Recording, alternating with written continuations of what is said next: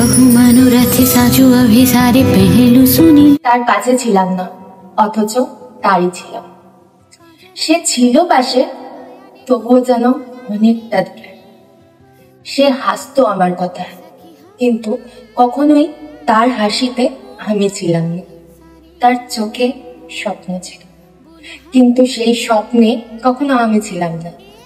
যতবার আমি তাকে ডাকতাম, মনে হতো সেই শব্দগুলো মিলিয়ে যাচ্ছে বাতাসে। সে শুনতেই পেত না। তার জীবনে তো আমি ছিলাম, কিন্তু ঝলকের মতো। সে আমায় দেখতো, কিছু বলতো, তবুও তার হৃদয়ে আমি কখনোই ছিলাম না। তবুও আমি ছিলাম তারই অপেক্ষায়।